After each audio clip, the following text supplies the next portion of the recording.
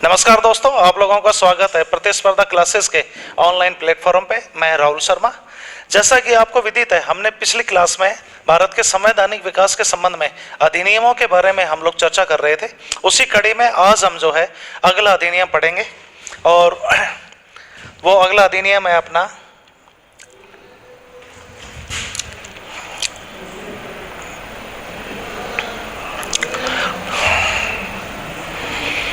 अधिनियमों के बारे में जो है अपन चर्चा कर रहे थे। और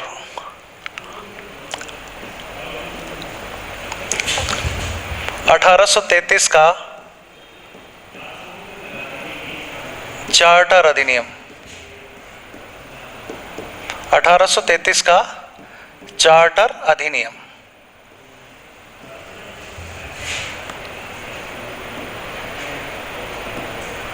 (1833) के चार्टर अधिनियम में पहले हम थोड़ा सा पिछली क्लास को रिवाइज कर लेते हैं 1 मिनट के लिए। जो हमने 1813 का चार्टर अधिनियम पढ़ा था, उस अधिनियम में हमने कुछ बातों पर चर्चा की थी। जो 1813 के अधिनियम में बेसिकली हमने जिन चीज़ों के बारे में बात की थी उससे ज़रा रिपीट कर लें एक बार। तो 1813 के अधिनियम में हमने सबसे पहला जो पढ़ा था गवर्नर जनरल, और गवर्नर जनरल के बारे में मैंने आपको बताया था गवर्नर जनरल को नियुक्त करने का और गवर्नरों को नियुक्त करने का और ईस्ट इंडिया कंपनी के सेनापतियों को नियुक्त करने का जो अधिकार है वो ईस्ट इंडिया कंपनी को दिया गया था। इसके अलावा मैंने आपको बताया था भारत में प्रतिवर्ष शिक्षा के ऊपर 1 लाख रुपए वर्ष करने का 1 लाख रुपए वार्षिक व्यय करने का प्रावधान वो भी 1813 के चार्टर एक्ट में किया गया था। इसके अलावा ईसाई मिशनरियों को भारत में ईसाई धर्म का प्रचार करने की छूट दी गई थी। तो ये सारी चीजें हमने पढ़ी थी। और ईस्ट इंडिया कंपनी की तरह अन्य ब्रिटिश कंपनियों को भी भारत में कुछ प्रतिबंधों के साथ व्यापार करने की छूट दी गई थी। और जिससे मैंने आपको बताया था 2 तरह के जो अधिकार हैं वो ईस्ट इंडिया कंपनी के बरकरार रखे गए। एक तो चीन के साथ व्यापारिक एकाधिकार और चाय का व्यापारिक एकाधिकार। जो भारत के साथ चाय का व्यापार करना हो या ईस्ट इंडिया कंपनी का चीन के साथ व्यापार हो, तो इन दोनों व्यापारिक एकाधिकारों को ईस्ट इंडिया कंपनी के लिए बरकरार रखा गया। बाकी अन्य ब्रिटिश कंपनियों को भी भारत में व्यापार करने की छूट दी गई थी।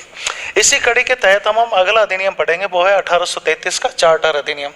1833 के चार्टर अधिनियम में सबसे महत्वपूर्ण बात क्या हुई कि जो गवर्नर जनरल है, बंगाल के गवर्नर जनरल को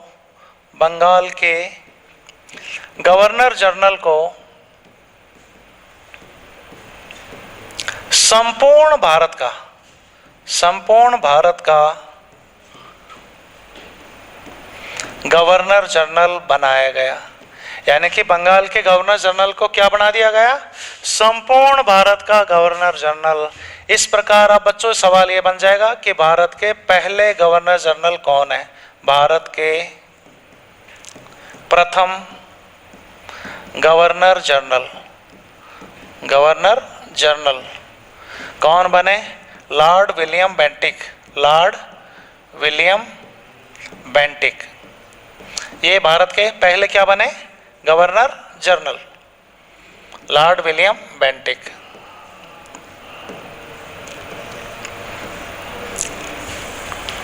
लॉर्ड विलियम बेंटिक।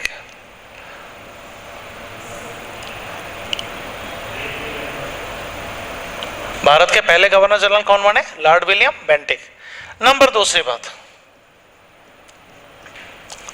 इस अधिनियम के द्वारा जो सबसे महत्वपूर्ण कार्य हुआ वो कार्य क्या था? देखो, पहले तो हमने ईस्ट इंडिया कंपनी सबसे पहले भारत में किस लिए आई थी? व्यापार करने के लिए, व्यापारिक कार्यों के लिए। फिर उसने व्यापार के साथ साथ राजनीतिक कार्यों में भी हस्तक्षेप करना शुरू कर दिया। उसके बाद में 1773 के रेगुलेटिंग एक्ट में हमने ब्रिटिश गवर्नमेंट ने इन दोनों कार्यों को, व्यापारिक कार्यों और राजनीतिक कार्यों को, दोनों को ही वैधानिक मान्यता प्रदान कर दी कि भाई आप व्यापारिक कार्य भी कर सकते हैं और राजनीतिक कार्य भी कर सकते हैं। इसके बाद में फिर हमने देखा कि जो तीनों प्रेसिडेंसियां जो कानून बनाती थी, अपना अपना कानून, इन कानून बनाने की शक्ति को मैंने आपको बताया 1773 के रेगुलेटिंग एक्ट में जो है केंद्रीकृत प्रशासन की शुरुआत हुई थी, पहले मैंने आपको बताया था। और इसके तहत क्या है, बंगाल के गवर्नर को बंगाल का क्या बना दिया गया, गवर्नर जनरल, और अन्य दो प्रेसिडेंसियां हैं जैसे बंबई और मद्रास, इनके गवर्नरों को गवर्नर जनरल के अधीन कर दिया गया, यानी कि केंद्रीकृत प्रशासन की शुरुआत हुई। उसके बाद में क्या था कि जो तीन प्रेसिडेंसियां थी वो तीनों प्रेसिडेंसी अपना अपना कानून बनाती थी। तो 1813 के चार्टर एक्ट में मैंने आपको पिछली क्लास में बताया था कि जो बंबई और मद्रास की जो प्रेसिडेंसियां हैं, इनका जो कानून बनाने की जो अधिकार है, इनकी कानून बनाने की यानी वैधानिक शक्तियां हैं, इनको ब्रिटिश संसद के अंतर्गत लाया गया। यानी कि अब ये प्रेसिडेंसियां जो कानून बना रही हैं, इनको कानून बनाने को, जो ये कानून बना रही हैं, इनको लागू करने से पहले ब्रिटिश संसद की अनुमति ली जाएगी। यानी कि इन कानूनों को अमली जामा पहनाने से पहले ब्रिटिश संसद की अनुमति ली जाएगी। उसी कड़ी में अगला कार्य क्या हुआ कि हमने बंगाल के गवर्नर जनरल को संपूर्ण भारत का गवर्नर जनरल बना दिया। इसका मतलब भारत के पहले गवर्नर जनरल कौन बन गए, लॉर्ड विलियम बेंटिक। नंबर दूसरी बात, गवर्नर जनरल की कार्यकारिणी परिषद में, गवर्नर जनरल की कार्यकारिणी परिषद, देखो बच्चों, कार्यकारिणी परिषद में पहली बार यानी कि 1773 के रेगुलेटिंग एक्ट में सदस्यों की संख्या कितनी थी, 4। बाद में 1784 के पिट्स इंडिया एक्ट में संख्या को घटा के कितनी कर दिया गया, 3 कर दिया गया। अब यहाँ पर पुनः गवर्नर जनरल की कार्यकारिणी परिषद में सदस्यों की संख्या यानी कि कार्यकारिणी परिषद में चौथे सदस्य के रूप में, परिषद में चौथे सदस्य के रूप में, चौथे सदस्य के रूप में लॉर्ड मैकाले की नियुक्ति की गई, लॉर्ड मैकाले की नियुक्ति की गई। लॉर्ड मैकाले की क्या की गई, नियुक्ति। और इनके संरक्षण में, लॉर्ड मैकाले के संरक्षण में ही एक विधि आयोग का गठन किया गया। तीसरा पॉइंट क्या है, लॉर्ड मैकाले की अध्यक्षता में, लॉर्ड मैकाले की अध्यक्षता में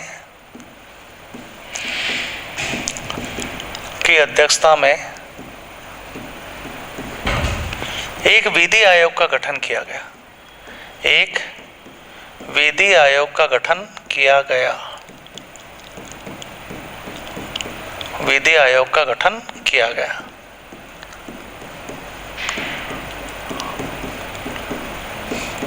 देखो विधि आयोग का गठन क्यों किया गया, क्योंकि बंगाल के गवर्नर जनरल को पहले केवल 3 प्रेसिडेंसियों का ही कार्य करना है। सबसे पहले तो कहाँ का गवर्नर जनरल है, बंगाल का, तो बंगाल का कार्य करना है। इसके अलावा 2 प्रेसिडेंसी और थी, कौन कौन सी, बंबई और मद्रास। तो बंबई और मद्रास भी प्रेसिडेंसी किसके अधीन थी, बंगाल के गवर्नर जनरल के। यानी कि अब देखो बंगाल के गवर्नर जनरल को संपूर्ण भारत का गवर्नर जनरल बना दिया, यानी कि अब उसका जो कार्य क्षेत्र है वो पूरा भारत हो गया। पूरे भारत में विधायिका संबंधी इसको अधिकार दिए गए गवर्नर जनरल को। अब बताइए जब इतना बड़ा कार्य क्षेत्र हो जाएगा तो विधि संबंधी कार्यों के लिए एक विधि आयोग का गठन करना पड़ेगा। तो ये जो विधि आयोग का गठन हुआ है ये किसकी अध्यक्षता में किया गया है, लॉर्ड मैकाले की अध्यक्षता में किया गया है। लॉर्ड मैकाले कौन है, लॉर्ड मैकाले को गवर्नर जनरल की कार्यकारिणी परिषद में चौथे सदस्य के रूप में नियुक्ति दी गई। तो गवर्नर जनरल की कार्यकारिणी परिषद में चौथे सदस्य के रूप में किसकी नियुक्ति की गई, लॉर्ड मैकाले की।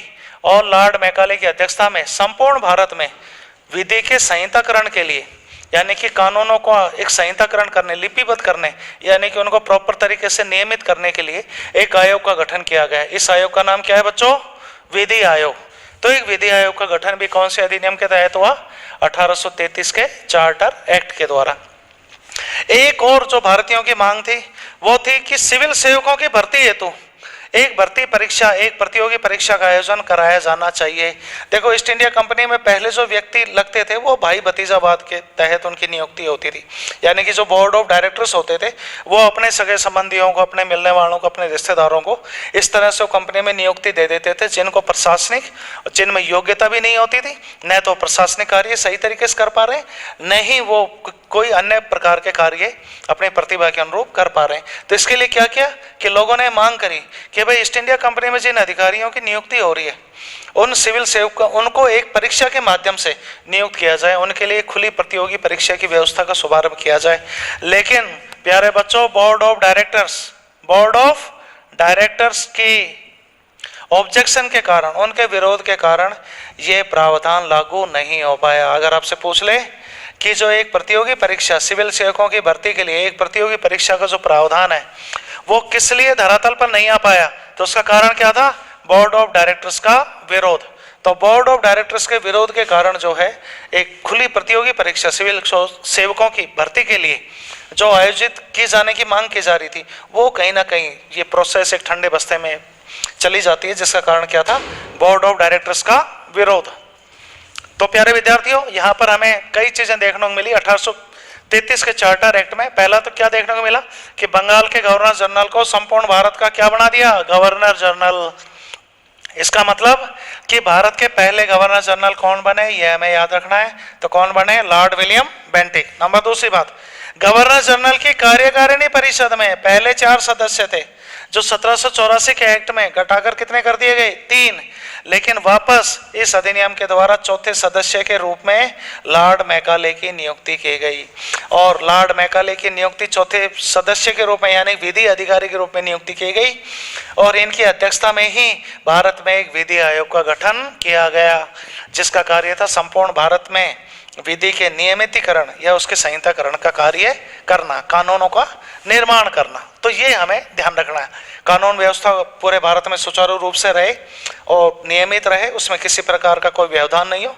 तो इसके लिए विधि आयोग की स्थापना की गई। तो प्यारे विद्यार्थियों, ये ध्यान रखना है, ये विधि आयोग किसकी अध्यक्षता में गठित हुआ? लॉर्ड मैकाले की अध्यक्षता में। अब यहाँ पे देखिए, इस एक्ट के द्वारा एक अन्य काम भी हुआ। पहले मैंने आपको बताया था कंपनी जो कार्य कर रही है, पहले कंपनी ने केवल व्यापारी कार्य किए, उसके बाद में कंपनी ने व्यापारी कार्यों के साथ साथ राजनीतिक कार्य भी किए।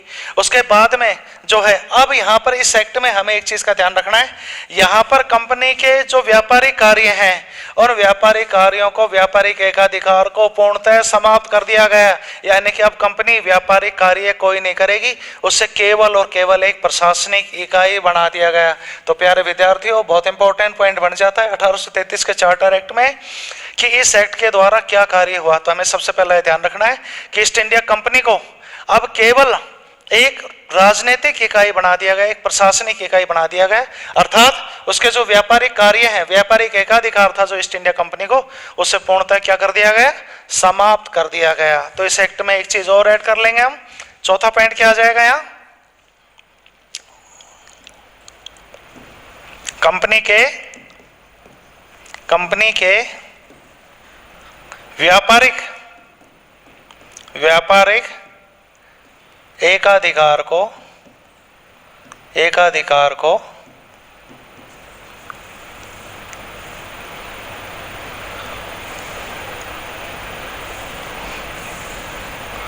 व्यापारिक एकाधिकार को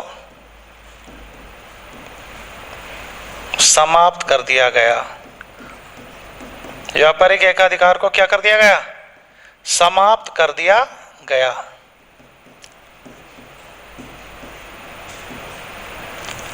समाप्त कर दिया गया।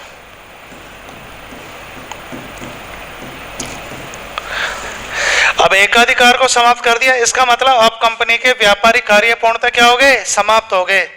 तो इसमें क्या लिखेंगे हम? कंपनी के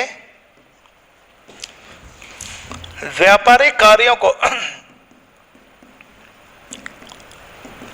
पूर्णतः समाप्त कर, कार्यों को पूर्णतः समाप्त कर, समाप्त कर, समाप्त कर,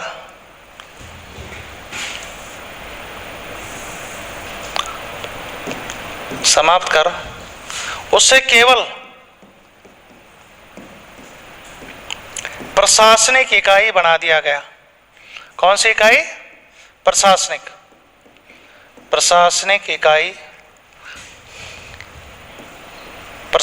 इकाई बना दिया गया, बना दिया गया। तो ये हमें ध्यान रखना है, यहां पर कंपनी को केवल कौन सी इकाई बना दिया गया, प्रशासनिक इकाई बना दिया गया। ईस्ट इंडिया कंपनी के जो भी व्यापारिक कार्य थे उन व्यापारिक कार्यों की पूर्णतः क्या कर दी गई, समाप्ति कर दी गई। तो प्यारे विद्यार्थियों दोबारा से अपन देख लेते हैं 1833 के चार्टर एक्ट की कौन कौन सी महत्वपूर्ण बातें हो गई।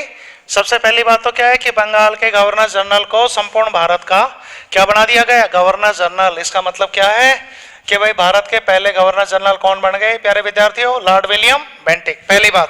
नंबर दूसरी बात, गवर्नर जनरल की कार्यकारिणी परिषद में चौथे सदस्य के रूप में किसकी नियुक्ति की गई, लॉर्ड मैकाले की। लॉर्ड मैकाले को भारत में आधुनिक शिक्षा का जन्मदाता माना जाता है। जो वर्तमान में शिक्षा प्रणाली है वो लॉर्ड मैकाले की परीक्षा पद्धति पर ही आधारित है, शिक्षण प्रणाली पर आधारित है। तीसरी चीज हमने क्या है कि लॉर्ड मैकाले की अध्यक्षता में, देखो अब गवर्नर जनरल का कार्य क्षेत्र प्रेसिडेंसियों से विस्तारित होकर संपूर्ण भारत हो गया। अब पूरे भारत में इस विधि को नियंत्रित करने के लिए और उसमें जो है आवश्यक सुधार करने के लिए, मतलब जो है अपन इससे कहें कि जो है कानून प्रक्रिया को सुचारू रूप से संचालित करने के लिए लॉर्ड मैकाले की अध्यक्षता में एक क्या बनाया गया, विधि आयोग, एक विधि आयोग का गठन किया गया। अब चौथा पॉइंट मैंने आपको बताया कि भारत के लोग लगातार ये मांग कर रहे थे कि ईस्ट इंडिया कंपनी में जो कर्मचारी हैं उनकी नियुक्ति भाई भतीजावाद के आधार पर न होके एक खुली प्रतियोगी परीक्षा के माध्यम से होनी चाहिए। एक खुली प्रतियोगिता परीक्षा का आयोजन किया जाना चाहिए भारत में सिविल सेवकों की भर्ती के लिए, लेकिन ये कार्रवाई कभी स्थापित नहीं हो पाई। ये अमली जामा इस योजना की जो क्रियान्विति है वो कभी धरातल पर नहीं आ पाई। तो उसका कारण मैंने आपको बताया किसका विरोध था, बोर्ड ऑफ डायरेक्टर्स का, क्योंकि भाई भतीजावाद करने वाले लोग भी कौन थे, बोर्ड ऑफ डायरेक्टर के सदस्य थे। तो उनकी कहीं ना कहीं जो है उनकी स्वतंत्रता पर कहीं ना कहीं प्रतिबंध लगने वाला था। तो उन्होंने क्या कर दिया, बोर्ड ऑफ डायरेक्टर ने इसके ऊपर क्या कर दिया, विरोध कर दिया कि भाई हम इस प्रक्रिया को लागू नहीं होने देंगे। अगला कार्य क्या हुआ कि कंपनी के व्यापारिक एकाधिकार को समाप्त कर दिया गया, यानी कि कंपनी जो व्यापारिक कार्य कर रही है उनको पूर्णतः समाप्त कर दिया गया।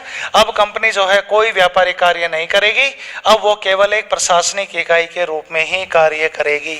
तो अब देखो, पहले प्यारे विद्यार्थियों मैंने आपको शुरू में जब भारत का संवैधानिक विकास बताया था तब मैंने आपको एक बात कही थी कि धीरे धीरे British government east India company को कमजोर करने की कोशिश करेगी, और यहाँ पे देख रहे हो कि लगातार ईस्ट इंडिया कंपनी कमजोर हो रही है। और जो इस ईस्ट इंडिया कंपनी के कमजोर होने के कारण ब्रिटिश जो संसद है, ब्रिटिश संसद का भारत के ऊपर जो नियंत्रण है या कहें ताज का नियंत्रण है वो धीरे धीरे बलवान होता जा रहा है। इसका मतलब एक चीज कमजोर होगी तो दूसरे का नियंत्रण बढ़ता जाएगा। अब आप देखो धीरे धीरे कंपनी को, ईस्ट इंडिया कंपनी को पहले व्यापार का अधिकार दिया गया, फिर राजनीतिक कार्य भी कंपनी करने लग गई। 1773 के एक्ट में व्यापारिक और राजनीतिक कार्यों को वैधानिक अनुमति दे दी गई। उसके बाद में 1784 के एक्ट में मैंने आपको बताया था कंपनी के व्यापारिक और राजनीतिक कार्यों को अलग अलग कर दिया गया।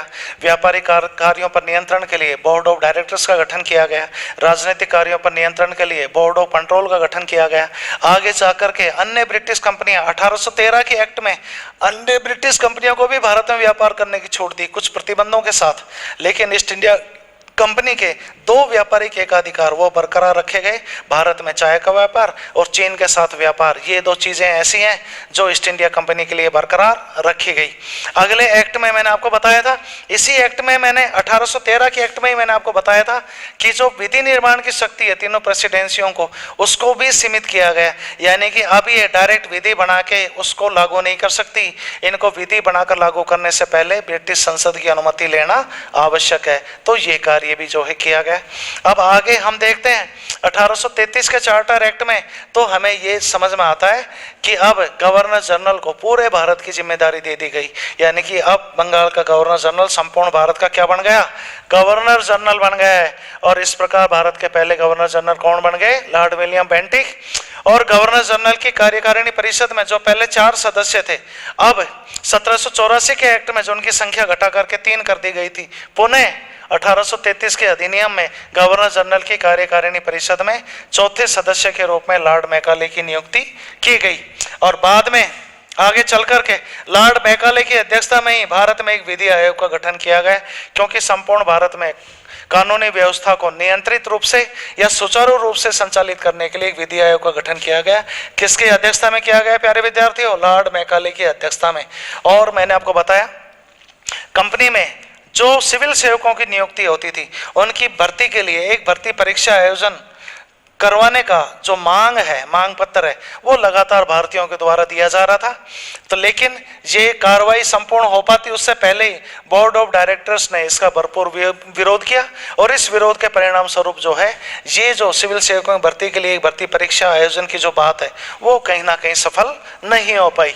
और मैंने आपको लास्ट में जो है बताया है कि ईस्ट इंडिया कंपनी के जो व्यापारिक कार्य हैं उनको पूर्णतः समाप्त कर दिया गया। अब ईस्ट इंडिया कंपनी केवल और केवल एक प्रशासनिक इकाई के रूप में ही कार्य करेगी। तो प्यारे विद्यार्थियों, ये आपको अच्छे से समझ में आ गया होगा। अब हम पढ़ेंगे 1853 का चार्टर एक्ट। कौन सा पढ़ेंगे बच्चों?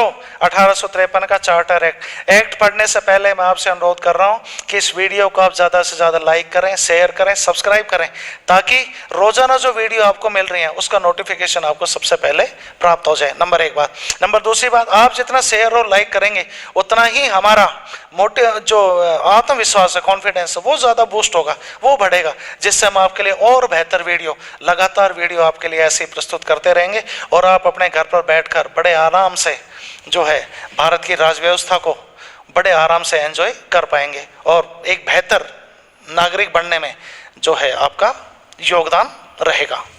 दूसरी चीज अब है 1853 का जो चार्टर एक्ट है वो हम पढ़ेंगे। अब 1853 का चार्टर एक्ट, 1853 का चार्टर एक्ट।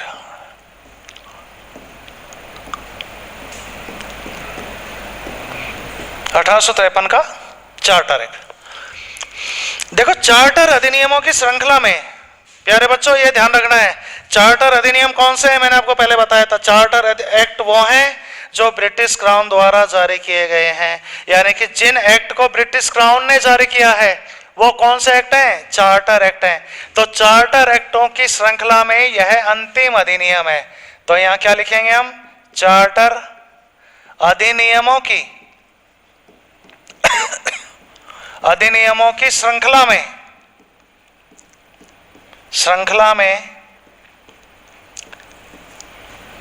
यह अंतिम अधिनियम है। अंतिम अधिनियम है। अंतिम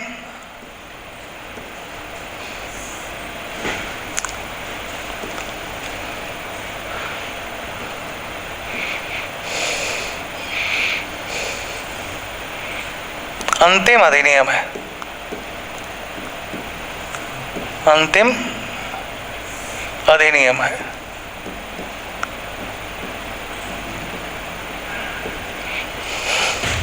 एक जगह टिकता नहीं है ये थोड़ा सा।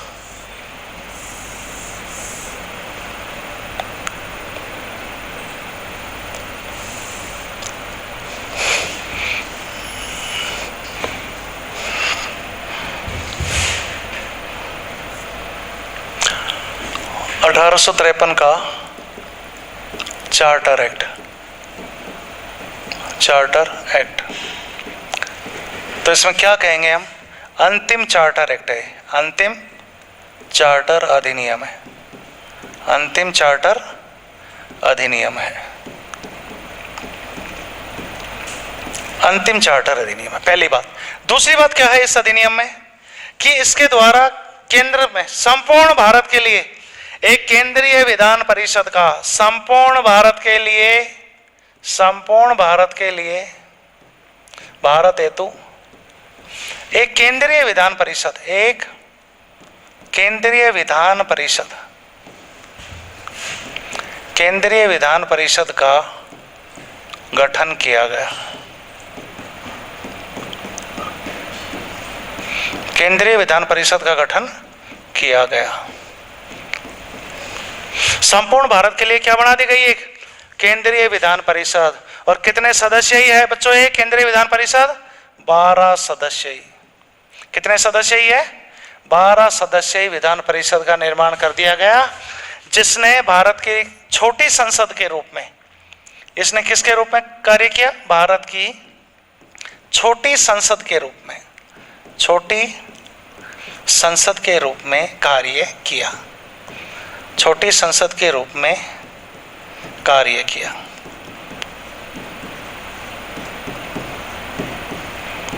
इसने भारत की किस रूप में कार्य किया? छोटी संसद के रूप में कार्य किया। तो आपको ये ध्यान रखना है 1853 के चार्टर अधिनियम में सबसे पहली बात तो क्या होगी कि ये अंतिम चार्टर अधिनियम है। अगर आपसे कहे कि चार्टर अधिनियमों की श्रृंखला में अंतिम चार्टर अधिनियम कौन सा है बच्चों, तो कौन सा है? 1853 का चार्टर एक्ट। नंबर दूसरी बात, क्या काम हुआ इसमें? संपूर्ण भारत के लिए एक केंद्रीय विधान परिषद की स्थापना की गई, केंद्रीय विधान परिषद का गठन किया गया। और इसमें कितने सदस्य हैं बच्चों? 12 सदस्य, जिसने भारत की एक छोटी संसद यानी छोटी विधायिका के रूप में कार्य किया। किसके रूप में कार्य किया? भारत की एक छोटी विधायिका के रूप में कार्य किया। तीसरा काम जो इसमें है सबसे महत्वपूर्ण, वो कार्य क्या है कि सिविल सेवकों की भर्ती के लिए एक भर्ती परीक्षा आयोजित करने के प्रावधान पर सहमति बनी कि भाई सिविल सेवकों की भर्ती के लिए क्या आयोजित की जाएगी? एक भर्ती परीक्षा का आयोजन किया जाएगा। तो प्यारे विद्यार्थियों, यह हमें ध्यान रखना है कि इस एक्ट के द्वारा क्या हुआ? सिविल सेवकों की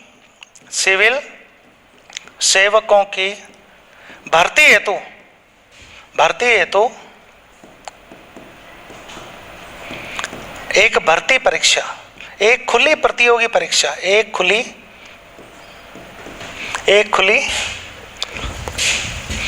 प्रतियोगी परीक्षा, एक खुली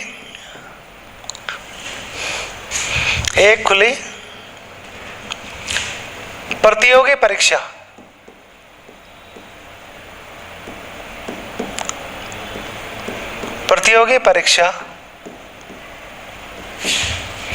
की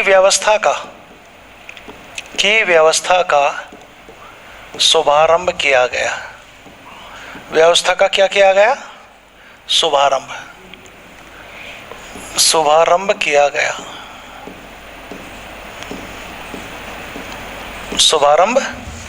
किया गया।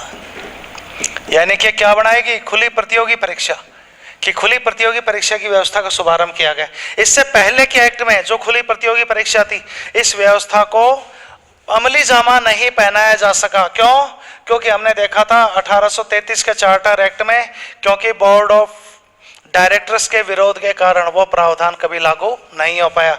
लेकिन इसमें हम ये ध्यान रखेंगे प्यारे विद्यार्थियों कि 1853 का जो चार्टर एक्ट है, इस एक्ट की सबसे बड़ी खासियत क्या रही कि इसमें सिविल सेवकों की भर्ती के लिए एक भर्ती परीक्षा आयोजित करने के जो है व्यवस्था का इसमें शुभारंभ किया गया। और इसमें भारतीयों को भी इसमें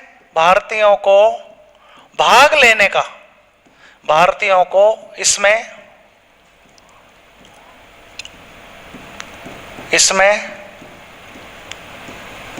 भाग लेने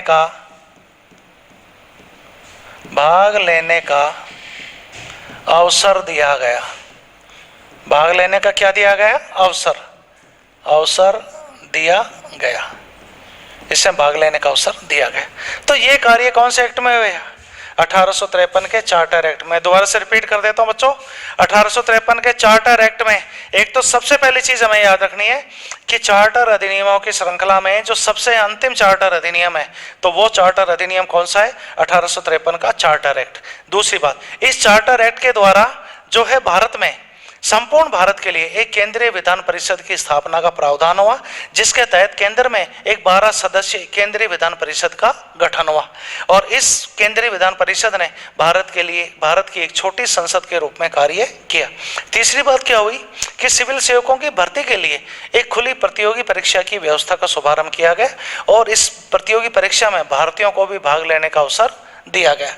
अब प्यारे विद्यार्थियों, आपको पता है जैसे भारत में 1857 की क्रांति हुई थी, 1857 की क्रांति मूलतः ईस्ट इंडिया कंपनी के विरुद्ध थी।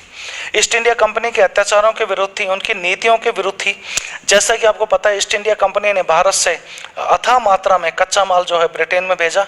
तो 18वीं शताब्दी का जो समय है वो कहीं ना कहीं ब्रिटेन में तो औद्योगिकरण का समय है और भारत में ही अन्य औद्योगिकरण का समय है। क्यों?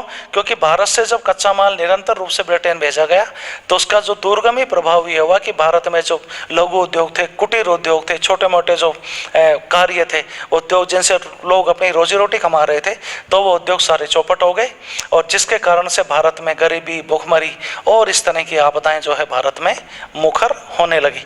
अब यहाँ पर आपको एक चीज़ ध्यान में रखनी है प्यारे विद्यार्थियों कि 1857 की क्रांति जो हुई थी वो बेसिकली ईस्ट इंडिया कंपनी के विरुद्ध हुई थी। जैसा कि हम लोग जानते हैं 1857 की क्रांति के कई प्रकार के कारण हैं, उसके आर्थिक कारण भी हैं, राजनीतिक कारण भी हैं, सामाजिक कारण भी हैं, धार्मिक कारण भी हैं, है ना, और अंग्रेजों की भू राजस्व संबंधी नीतियाँ भी हैं। लेकिन उन सबको डिटेल में यहाँ पढ़ने की बजाय हमें ये ध्यान रखना है कि जो ईस्ट इंडिया कंपनी के विरुद्ध जो एक क्रांति हुई थी, और इस क्रांति में आपको पता है जैसा कि ये क्रांति असफल रही, हमें सबको पता है ये क्रांति असफल थी, लेकिन इस क्रांति के दौरान बहुत सारे भारतीय लोगों का खून बहा। और आपको पता है खून की कीमत मिलती है, जैसा कि सुभाष चंद्र बोस ने भी एक नारा दिया था, तुम मुझे खून दो मैं तुम्हें आज़ादी दूंगा। यानी कि मनुष्य के खून की कीमत होती है, जब वो खून बहता है तो उसके परिणाम स्वरूप जो है, उसकी कीमत के परिणाम स्वरूप व्यक्ति की मांगों पर विचार किया जाता है, उनकी मांगों को कहीं ना कहीं एक बेहतर स्थान दिया जाता है। अब यही के जो कार्य है वो 1857 की क्रांति के दौरान हुआ। विद्यार्थियों, हमारी क्रांति असफल रही, लेकिन फिर भी जो हमारे लोगों ने जो बलिदान दिया, जो इस क्रांति में जिन्होंने अपने प्राणों का न्यौछावर कर दिया, लेकिन ये उनका प्रयास निष्फल नहीं गया।